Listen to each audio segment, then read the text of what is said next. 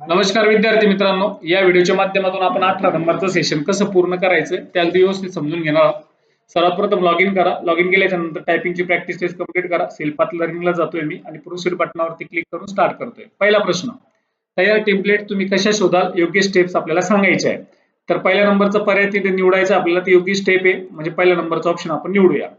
Number 2, document save करण्यासाठी दिलेल्या images मधील बरोबर टॅब निवडायची. मी इमेज ओपन करून दाखवतो. तर डॉक्युमेंट जर सेव्ह करायचं असेल तर डी म्हणजे फाईलला क्लिक करावं लागेल, म्हणजे ऑप्शन डी निवडायचं, ऑप्शन डी वर क्लिक करायचं. नंबर 3 चा प्रश्न आपण घेतोय, सेल रिमूव्ह करण्यासाठी योग्य ग्रुप निवडायचा. सेलला जर आपल्याला रिमूव्ह करायचा असेल तर कोणता ग्रुप आहे, तर पहिला नंबरचा ग्रुप आपल्याला निवडायचा, म्हणजे 1 नंबरचा पर्याय या ठिकाणी निवडायचा आहे. तुम्ही तुमच्या रिझ्यूम मध्ये टेक्स्ट बॉक्स ड्रॉ करू इच्छिताय, तुम्ही कोणता पर्याय निवडणार? टेक्स्ट बॉक्स जर आपल्याला घ्यायचा असेल तर कोणता पर्याय, तर इथे टेक्स्ट बॉक्स दिसतोय, म्हणजे डी ला हायलाइट केलंय, म्हणजे ऑप्शन डी निवडायचा आहे. पुढच्या प्रश्नात आपण जातोय, टेक्स्ट इंटरव्यू फॉर्मॅट करण्यासाठी तुम्ही रिकामी जागेचा उपयोग कराल.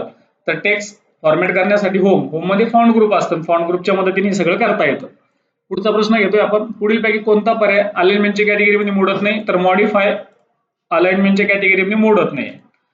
सेल्फ लर्निंगचे असे प्रश्न आपण सॉल्व्ह केले. आता आपण जातोय नॉलेज चेकला. स्टार्ट एक्झाम बटनावर क्लिक करतोय. बास्केटबॉल मॅच फ्लायर पटकन डिझाईन करण्याकरता तुम्ही पुढीलपैकी कोणता फ्लायर टेम्पलेट्स योग्य राहतील? तर 3 नंबरचा पर्याय या ठिकाणी आपल्याला निवडायचा आहे. तुमची फाईल प्रथम सेव्ह करायची असेल तर कुठे जातो आपण? तर फाईल टॅब वरती, म्हणजे 1 नंबरचा पर्याय. वर्ड फ्लायर टेम्पलेट रोज व कॉलम समाविष्ट असतात, जेणेकरून टेक्स्ट आणि अन्य घटक तुम्ही योग्य प्रकारे इन्सर्ट करू शकता. वर्ड मध्ये रोजची उंची आणि कॉलमची रुंदी तुम्ही कशी ऍडजस्ट कराल? तर नंबर 2 चा पर्याय आपल्याला या ठिकाणी निवडायचा आहे. नो आउटलाईन पर्यायाचे कार्य काय असतात? तर आउटलाईन रिमूव्ह करणं, म्हणजे 3 नंबरचा पर्याय निवडायचा आहे. पुढीलपैकी कोणते आयकॉन्स टेक्स्ट इफेक्ट्स हे टायग्राफी दिलेली टेक्स्ट इफेक्टची 4 नंबरचे, म्हणजे ऑप्शन डी आपल्याला किंवा 4 नंबरचा ऑप्शन त्या ठिकाणी निवडायचा आहे. अशा पद्धतीने इंड एक्झाम आपण करतोय नॉलेज चेकचं. आता जातोय आपण गाइडेड ड्युएटी वर सेल्फला आणि त्याला स्टार्ट करतोय. त्यातला पहिला प्रश्न, पोर्टफोलिओ फोटोग्राफी टेक्स्ट सिलेक्ट करायचा आहे आणि त्याला टाईट रिफ्लेक्शन टचिंग करण्यासाठी टेक्स्ट इफेक्ट आपल्याला जायचे टायग्राफी मध्ये. तर खाली स्क्रोल करा, तिथे तुम्हाला पोर्टफोलिओ आणि फोटोग्राफीचे काही 2 सोर्ट दिसतील. इथं टेक्स्ट इफेक्ट दिसतंय, त्यावरती क्लिक करायचं आहे. क्लिक केल्याच्या नंतर आपल्याला रिफ्लेक्शनला जायचंय आणि यातला कुठला तरी एक रिफ्लेक्शन आपल्याला घेऊन टाकायचा आहे. नेक्स्ट सबमिट आपल्याला करायचं आहे. नंबर 2, रोहन त्रिवेदी नावाचा टेक्स्ट सिलेक्ट करायचा आहे, त्याची फॉन्ट साईज 24 एवढी करायची आहे. सोपा प्रश्न आहे अगदी. रोहन त्रिवेदी का नावाचा जो वर्ड दिसतोय आपल्याला, ते पहिले आपण सिलेक्ट करू. सिलेक्ट केल्याच्या नंतर आपल्याला काय करायचंय, तर साईज वर जायचंय. साईज वर गेल्याच्या नंतर 24 आपल्याला निवडायचंय आणि सबमिट पर्यायावरती आपल्याला क्लिक करायचंय. दिलेल्या डॉक्युमेंट मध्ये रोहन त्रिवेदी टेक्स्ट सिलेक्ट करा, त्याचा फॉन्ट एरियल करा. परत सेम त्याच पद्धतीचा क्वेश्चन्स आहे, फक्त आपल्याला काय करायचंय, त्याचा फॉन्ट बदलून दाखवायचा आहे. म्हणजे परत रोहन त्रिवेदी सिलेक्ट करू आपण, फॉन्टला जाऊ, यामधलं एरियल फॉन्ट आपल्याला घ्यायचा आहे, फक्त ओनली तेवढं करायचंय आणि सबमिट पर्यायावरती क्लिक करायचंय. नंबर 4, दिलेल्या डॉक्युमेंट मध्ये एज्युकेशन टेक्स्ट सिलेक्ट करायचंय आणि त्याला लाईट ब्लू कलर घ्यायचा आहे. जसं साईज घेतली ना, त्याच्यानंतर फॉन्ट घेतला, तसं एज्युकेशन शब्दाला सिलेक्ट करायचंय. सिलेक्ट केल्याच्या नंतर कलरला जायचंय आणि तिथे लाईट ब्लू कलर घ्यायचा आहे. लाईट ब्लू कलर वरती क्लिक करायचं, बाजूला क्लिक करून सबमिट बटनावरती क्लिक करायचं. दिलेल्या डॉक्युमेंट मध्ये आय एम रोहन पासून तर ते माय वर्ड्स पर्यंत टेक्स्ट सिलेक्ट करायचे आणि त्याचं लाईन स्पेसिंग 1.5 एवढं करायचंय. आय एम रोहन पासून आपण त्याला सिलेक्ट करतोय पूर्ण कंप्लीट आणि स्पेसिंगला आपण जातोय आणि 1.5 एवढं स्पेस त्या ठिकाणी घेतोय. म्हणजे इथं स्पेसिंग इथून चेंज करायची तुम्हाला पॅराग्राफ सिलेक्ट करून. नेक्स्ट सबमिट करायचंय. अशा पद्धतीनं आपण गाइडेड ड्युएटीवर सेल्फचे पण 5 प्रश्न कंप्लीट केले प्रॅक्टिकलचे. पुढे जातोय आपण प्रोसेस पोलिओ. तर तुम्हाला माहिती कसा करायचा आहे, कारण प्रोसेस पोलिओ करत असताना वर्ड मध्ये जे काही टॅब्स तुम्हाला येतात ते करून तुम्हाला दाखवायचे असतात. सिम्युलेशनच्या क्वेश्चन्सला आपण जातोय. पहिला प्रश्न घेतोय आपण की टेम्पलेट जर कधी आपल्याला फ्लायर नावाचं बनवायचं असेल, त्याच्यामध्ये स्पोर्ट डे इव्हेंट फ्लायर जर टेम्पलेट घ्यायचं असेल, क्रिएट करायचं, ते कसं करायचंय? तर ऑलरेडी त्यांनी न्यू ला क्लिक करून दिलंय आपल्याला. आता आपल्याला फ्लायरला क्लिक करायचंय आणि त्या स्पोर्ट डे इव्हेंट फ्लायर वरती क्लिक करून त्याला क्रिएट करायचं. बस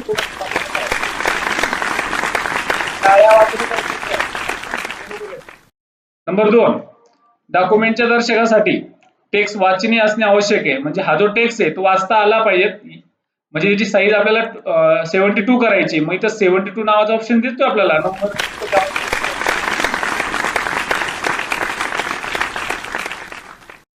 नंबर 3, रिडेबल फॉन्ट कलर वाचकाचे लक्ष वेधून घेत असतो. निवडलेल्या टेक्स्टचा font colour making and effort to win या शब्दाचा गोल्ड ॲसेंट 4 करायचा आहे.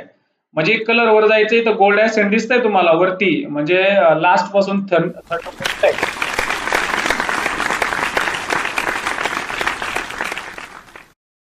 4 नंबर, योग्य टेक्स्ट अलाइनमेंट प्रोफेशनल तयार केले डिजिटल प्रॉडक्टचे सर्वात वेगळे सूचक आहे म्हणून व्हेन्यू म्हणजे अपोलो ग्राउंड पुणे या निवडलेल्या टेक्स्टला सेंटर अलाइनमेंट लागू करायची, याला सेंटर अलाइनमेंट घ्यायची, तर सेंटर अलाइनमेंट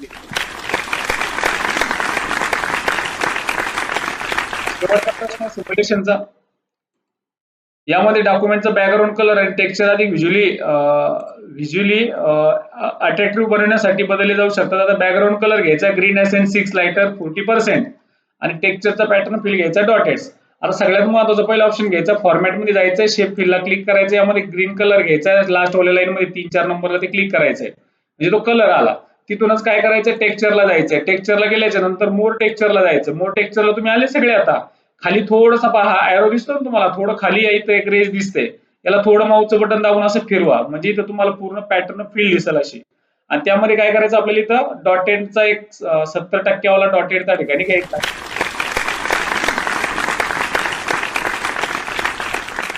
सिम्युलेशनला एंड करतोय आपण. Last session completion test start exam.